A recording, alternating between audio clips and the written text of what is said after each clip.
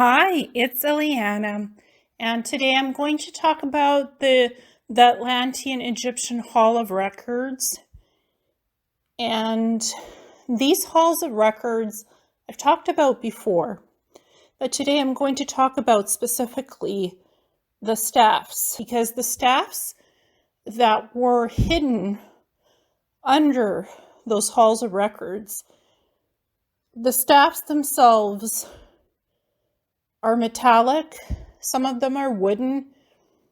They have energy sources on them that produce infinite amount of energy that's connected to crystalline technology. There's also light swords there, and this technology works with DNA imprint connection. So it's specifically coded to the descendants of the Atlanteans who survived the Great Flood and went on to colonize the various jungles in the Pacific and Atlantic regions, not just the jungles, but also Peru and higher land masses in the other continents. One of the greatest outposts, the outpost that the Atlanteans had, was in Antarctica. Absolutely was in the South Pole of Antarctica, without a doubt.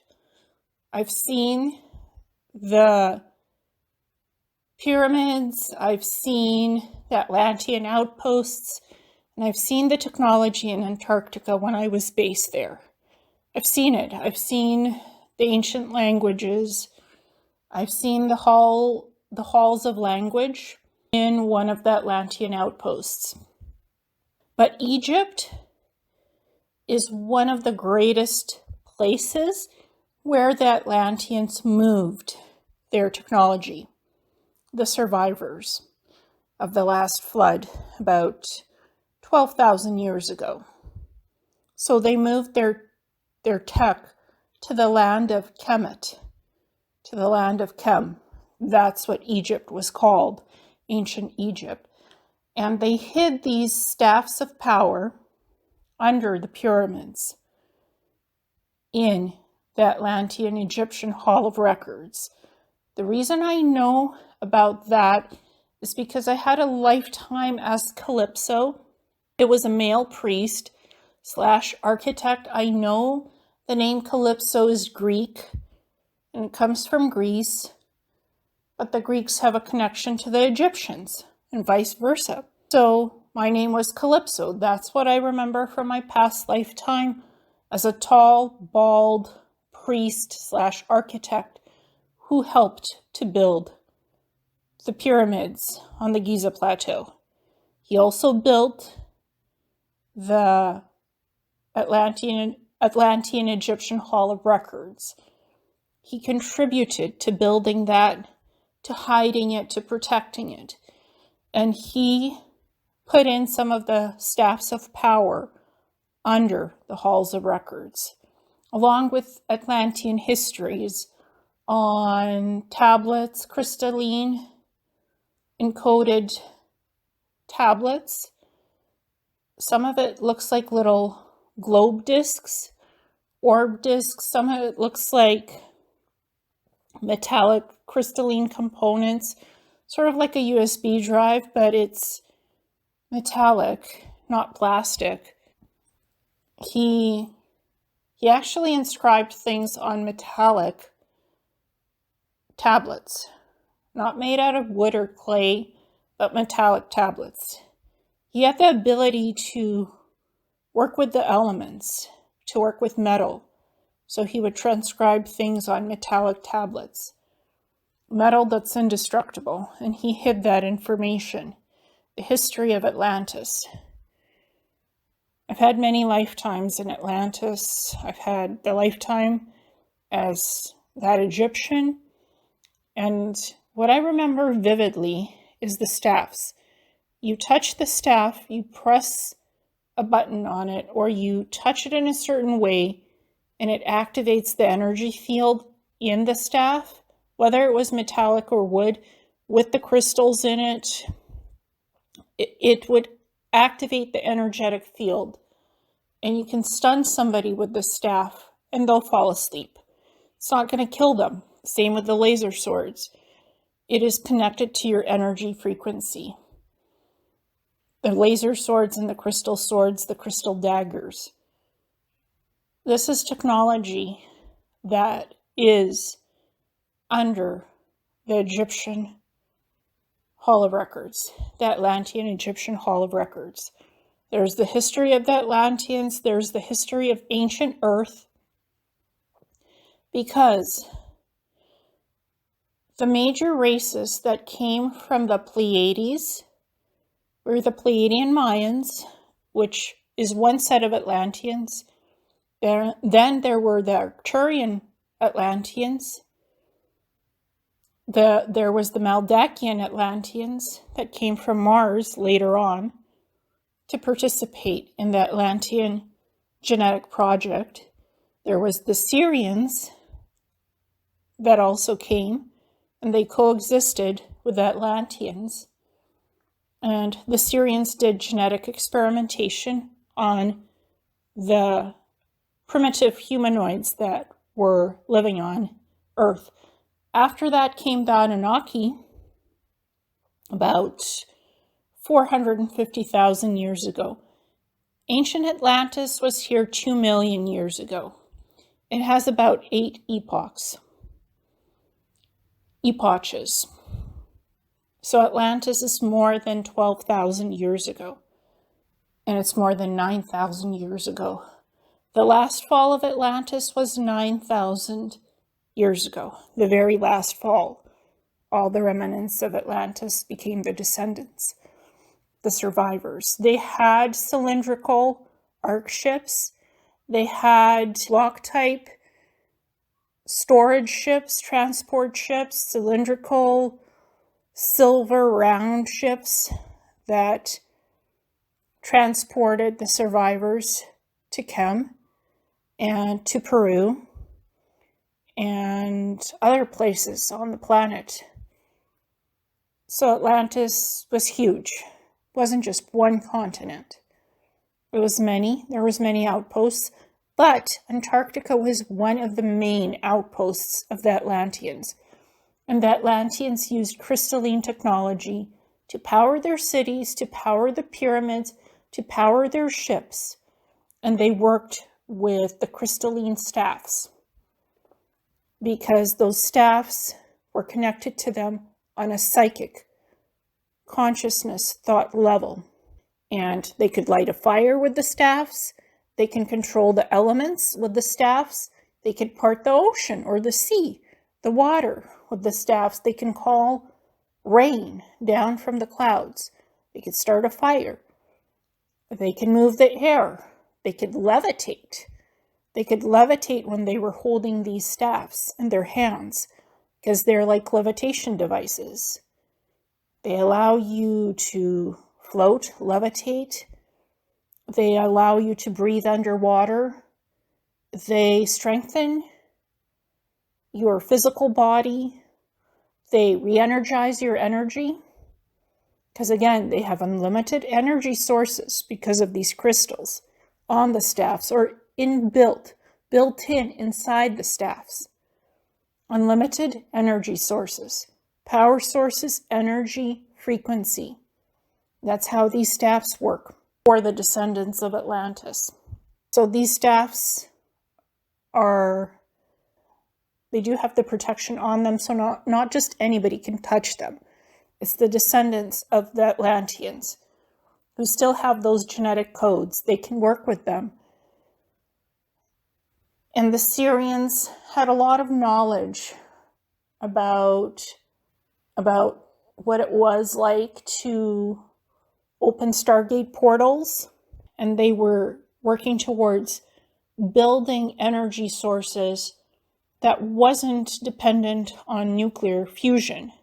The Atlanteans helped them with that, because there were the Sirian engineers, and they worked with some of the guardians of the Atlantean crystals. They worked together to make sure the planet was protected and that none of this technology on Earth was stolen. Because again, the Atlanteans were galactic extraterrestrials, humanoid-looking extraterrestrials that formed the Atlantean project in the beginning. The Pleiadian Mayans, the humanoid-looking Arcturians, and other groups of galactics. Some of them were even aquatic, that we know of now, came from Mintaka, the mermaids. They also participated in the Atlantean project, just in the oceans, not on the land.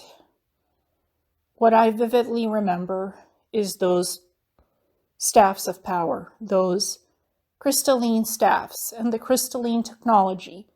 That's part of who I was in Atlantis. Whether in the female lifetimes, then later on in the Egyptian lifetime, that's what I remember. I remember also the red ruby refractory telescopes that I hid under the Hall of Records, under Egypt. And those refractory ruby telescopes have red rubies that are clear red rubies mounted on telescopes that can decloak holographic technology off planet that is shielded, like bases, Black Ops bases off planet, extraterrestrial bases that are cloaked and shielded by the holographic technology. These telescopes, the telescopes with the refractory rubies, can decloak those facilities off planet and remove the holographic interface temporarily. Then the frequencies can be remodulated and the cloaking is back on again. And the pyramids, they had these triangular capped crystalline points covered in gold on top of the pyramids thousands of years ago. And that acted like antenna arrays to send messages to other planets, to the homeworlds of the Atlanteans for communication, to send signals and information back and forth. Just like the Atlanteans had crystalline pyramids in their Antarctica cities that acted as the power sources for the energy frequencies of powering their cities. It was their source of light, communication. They had crystalline towers that could connect the whole of the earth together, the frequencies of the earth, to have a wireless telecommunication system without needing to use what we use today. Clean energy. That's what they had. They didn't need the G's. They didn't need that. They didn't need the frequencies that have not a positive polarity of output. The energies they had were clean, pure. So the original Atlantean genetic project was supposed to be peaceful, was supposed to bring different humanoid galactic extraterrestrials together to work in peace on Earth in 6D, 5D, 4D, so they can sustain having humanoid type bodies on this planet. Their souls agreed to come here to do this work. It was supposed to be peaceful, and originally it was, before there was infiltration off-world and on-planet by certain groups of the Sirians, the Anunnaki. The Atlanteans themselves had the Balial, brothers of the Balial faction that interfered with this project, did horrible genetic experiments on the Atlanteans and humanoids, creating viruses and other things and genetic mutations, breeding human DNA with feline and other animal DNA, which created aggression in those beings and in their children when they were born. They had animalistic tendencies with aggression.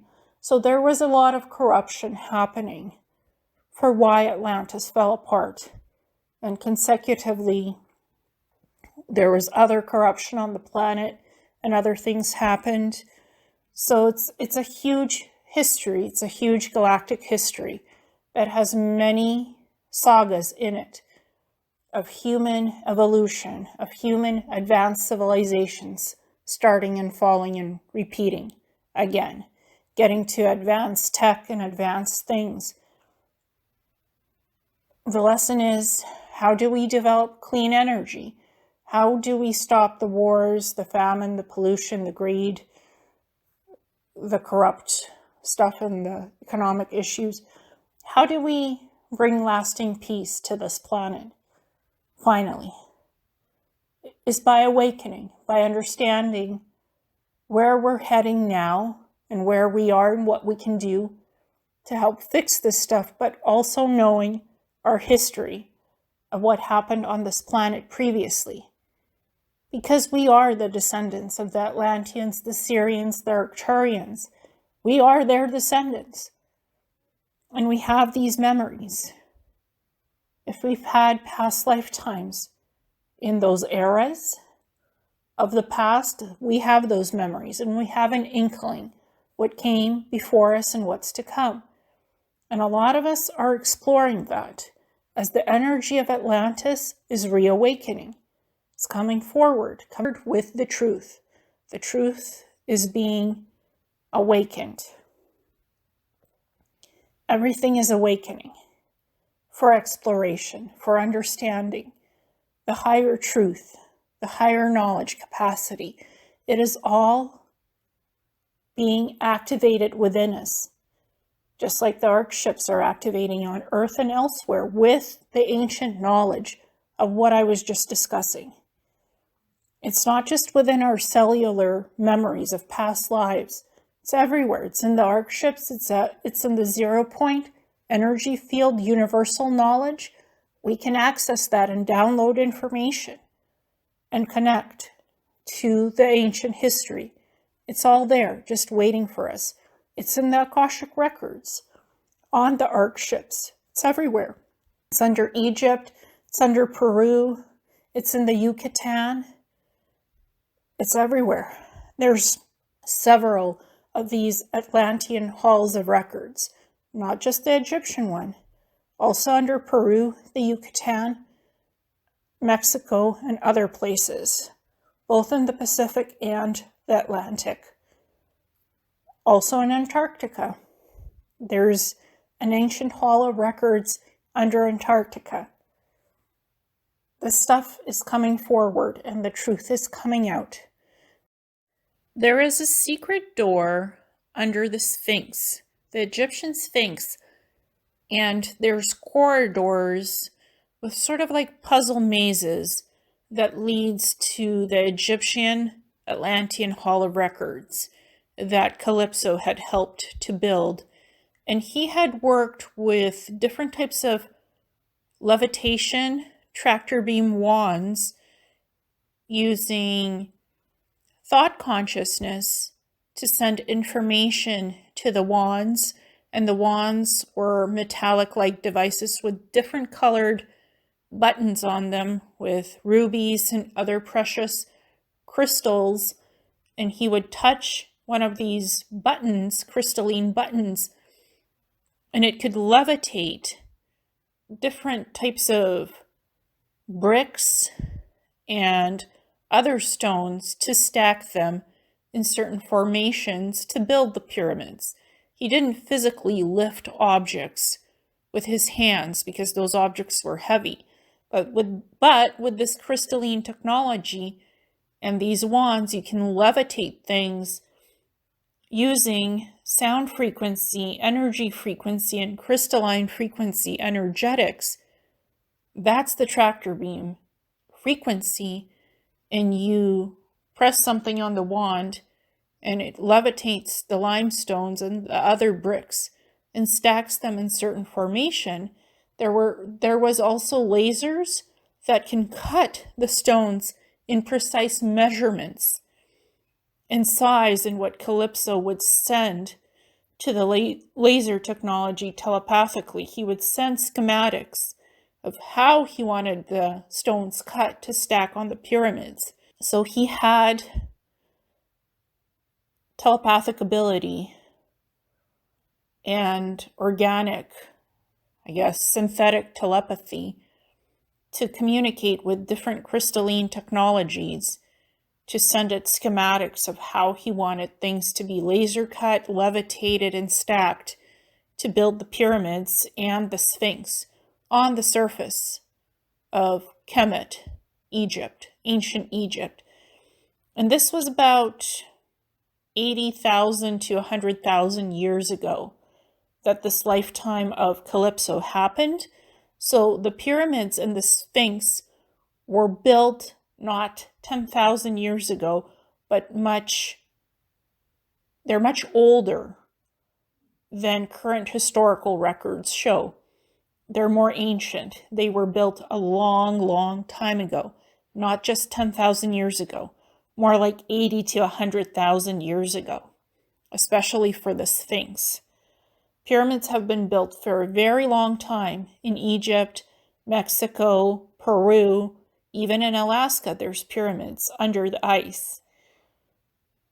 And these pyramids have also been built by the Anunnaki on Mars.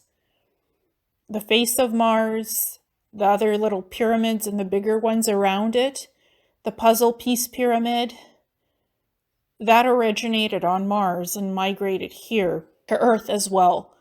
But these pyramids go back to the Atlantean times and to the Atlanteans. And the Egyptians continued building the pyramids per the Atlantean schematics. Their pyramids weren't all crystalline though, although they did have obelisks made from black basalt rock that had crystalline aspects to them. The obelisks are very important as well because they were energetic frequency rod tuners to send power to the pyramids and power the Egyptian cities as well, creating energetic frequency as power generators. From the obelisks and the pyramids themselves, they were those generators, providing power and electricity to the Egyptian cities and other places on the earth, linking to the grid lines and the ley lines, where that produced the energy themselves, amplifying that energy to piggyback on the obelisks and the crystalline towers. That ancient knowledge came from the Atlanteans, that technology. And some of the huge crystalline towers, they were transported to inner Earth for safekeeping and to hide them from the cabal and the negative factions of Anunnaki and some of the Sirians as well, who wanted to use this technology to destabilize the Earth and destroy the moon. So there's rich history in galactic historical facts that are now coming up to the surface to be revealed. The Atlanteans had crystalline towers and the crystalline pyramids, which were used as frequencies to open up Stargateway portals to various planets off-world, to travel to the Pleiades, to travel to various different places on Earth to get around. They didn't just use the different ships that they had that were powered by the crystalline technology. They used Stargate portals that were activated and operated by the crystalline technologies. Eventually, the Atlanteans, the survivors of that flood, the final sinking of the Atlantis because of overusing technology, they started to interact with the Sirians and some of the other beings, the guardians and protectors off-world, because they actually remembered them from previous lifetimes. We have Akashic records in our cellular memory and in our soul memories. We have the ability to remember past lifetimes and interactions with soulmates, twin flames, our heart bonds. They are the heart bonds. They are the soulmate bonds of the heart, the soul heart keepers, the guardians of the crystals, the guardians of the soul monad, the twin flames, that true connection of our other half of our complete soul. That's the twin flame. The twin flame can be a romantic connection, or it could be purely wisdom-based helper connection. They don't always have to be lovers together, but they will remember each other. Strong soulmates, that they will always find each other based on the energy frequency connection that they have together. So will the twin flames. And it depends. Sometimes they will instantly recognize each other. There'll be this instant attraction, knowing who they are, where they come from, how they connect together. And sometimes they won't understand what this energetic attraction is. They might want to be friends. They might want to be lovers. They might want to be wisdom partners. It depends on their mission and their connections as twin flames or heart soulmates or soul bonds. But the Atlanteans just knew, the survivors knew who their soulmates were, who their twin flames were, because they could access the Akashic record and see the history of all the past lives with those beings. The humanoid galactics who were living on ancient Earth. The Arcturian humanoids, the Sirian humanoids, some of the Anunnaki humanoids. They're galactic extraterrestrials, just like the Pleiadian Mayans are, the Atlantean galactics. Humanoid-looking beings. Some of them were taller, with golden bronze skin. Some of them were shorter, with pale white skin and blonde hair. Some of them looked more exotic. Some of them looked more what we typically look, but much taller. They knew their soul connections to each other because of the crystalline technology, because of their advanced psychic abilities. They could connect to each other on a soul field frequency capacity. Their souls would intertwine together and they could share their thoughts with each other. The Atlanteans were very telepathic. They did communicate telepathically with the crystals and each other in the temples, in the complexes, in the citadels.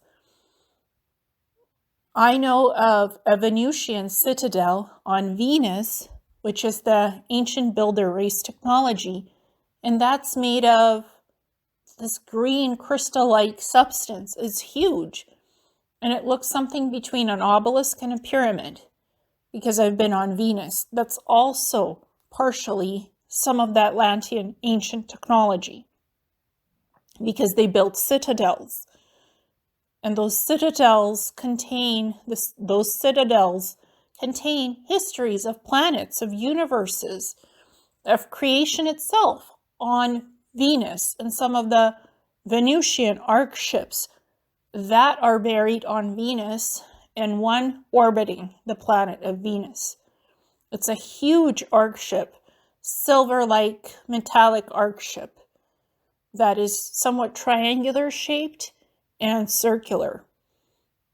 It's almost like a floating citadel of basically Akashic records of our solar system and universe creation, how our universe was created. And ours is not the main one. This is a sub-universe. But there's information about the inception and creation of this particular universe that we live in, and how it was energetically created and why we are here. That's on the Venusian arc ship. But again, the Atlanteans knew their soul histories. They knew their soul bonds. They could work with the crystals to activate portals. They could time travel. They could portal travel. And they could work with different sound harmonic frequencies that was in water, intermixed with the crystals in the water, to create healing, to reverse the aging process. They had the healing temples with the healing technologies, the healing crystal beds to heal and reverse the aging process. They had all of that on ancient Earth. That technology came from the Pleiades, and they brought it with them when they migrated to ancient Earth to set up the Atlantean project, the genetics and the peace project 2 million years ago. Some of us we are already telling the stories of Atlantis, of the Atlanteans on ancient Earth, the Sirians, the Anunnakis, how they all interacted with each other back then. And we're telling these stories in present time. We're telling them through books. We're telling them through short stories, memory experiences, past lives. Some people are very good researchers, and they know how to find this information about historical records of Atlantis, the Sirians, the Anunnaki.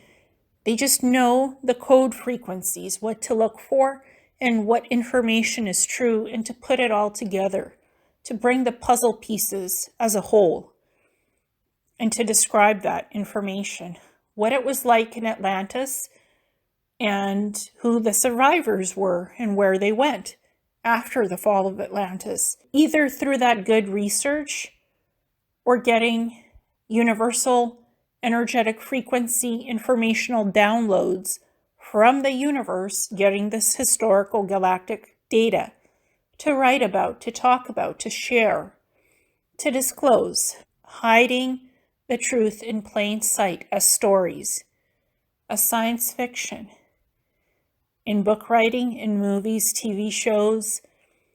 Again, you can tell a story and share information openly and freely, and people will find it who are meant to.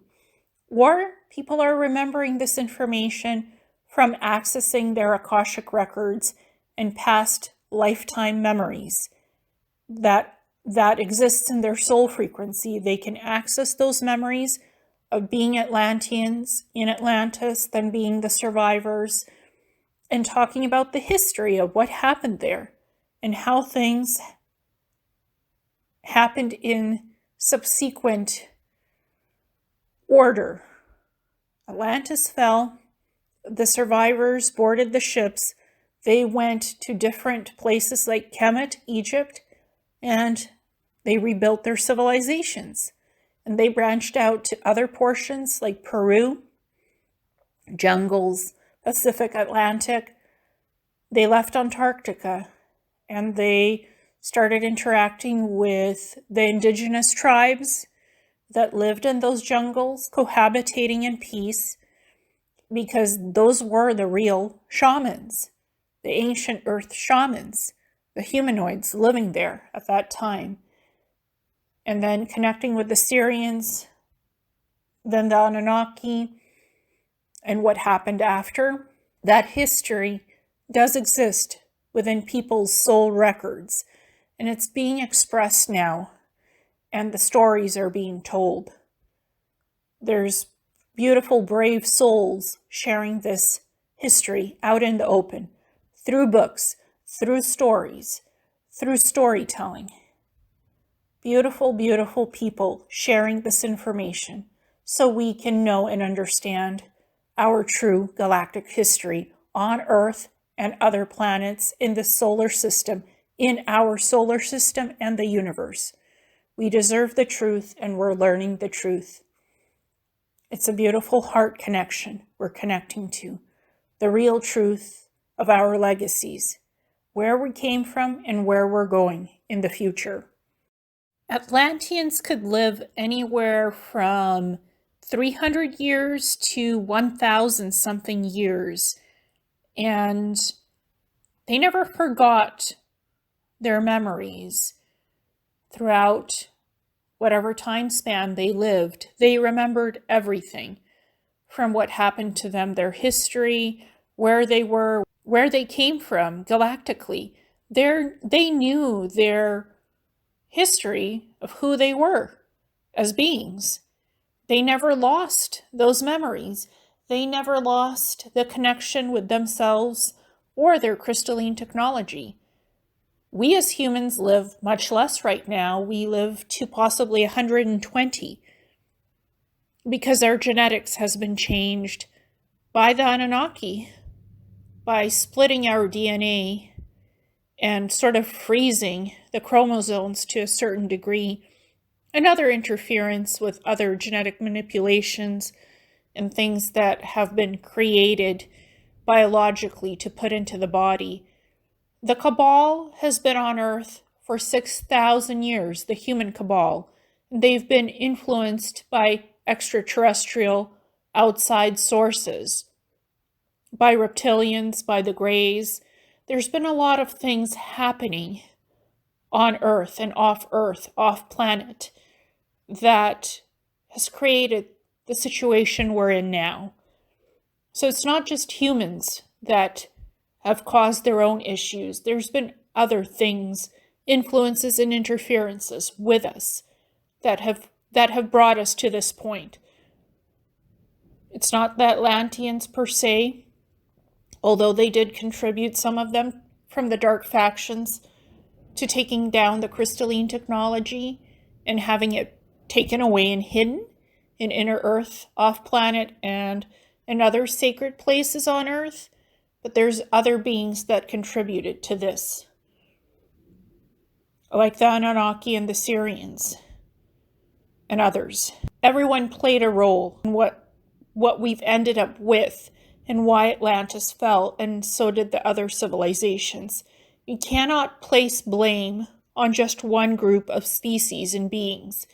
You can't, because many contributed to creating Atlantis, to creating other civilizations, to help them grow, to help them flourish, to help them evolve and be here on this planet. Many wonderful positive contributions and some negative ones that have impacted the state of our existence, in our genetics, in our souls, in our soul frequency, and being in these physical bodies that have been degraded and polluted to an extent, changing our genetics. Now going back to try and heal all of that and clean it up so we can grow, flourish, and continue to evolve organically, healing our bodies, healing our souls, healing our DNA, the physical, the mental, the soul as a whole unit, healing all of it and reversing everything that's been done, the genetics, all of that manipulation, reversing it organically and healing from within. This is where we are at that stage in time and where we're going in the future. Healing, coming together, realizing what's happening, and going towards utopia. This is where we're at. And the memories of Atlantis coming up, that's supposed to help us to understand what happened before so it doesn't happen again the same way. So the negative and the positive polarities don't destroy each other. Don't overbalance or outbalance each other. There needs to be a positive polarity and there needs to be a balance of dark and light for all of this to work correctly, in unity, in peace. Because one does not exist without the other. It's the yin and the yang, the dark and the light. It's a frequency that balances in harmony, and it works to create universes, to create living matter, to make creation itself happen. That's how it works. It's the polarities. What polarity we choose is what we literally create, energetically, emotionally, and physically. From energetics to physicality. What we manifest is what we create, literally, energetically and physically. As above, so below. It's all interconnected with energy, frequency, and physicality. Works together in unity, in creation. Positivity, positive vibration, love, heart-centeredness, heart connection. The Atlanteans knew all of this. They knew how to work with energy and frequency, crystals, and all living matter that is sentient. They respected that in the beginning. And it worked. It worked in the beginning because they lived peacefully with everyone on Earth until corruption happened and things fell apart. But it doesn't have to be that way always. We don't have to fall apart. We can bring back the unity. We can bring it back and live peacefully and coexist with the humans, the animals, the plant matter, the crystals, everything living on Earth can safely interact with each other and live peacefully. It can be done. We're trying. We're trying our best. Humans are beautiful beings. We're here to help each other. We're here for unity. We are togetherness. We are love. We are heart. We are centered beings. We have hope for the future. We bring the light together. We are the light. Thank you so much, and namaste.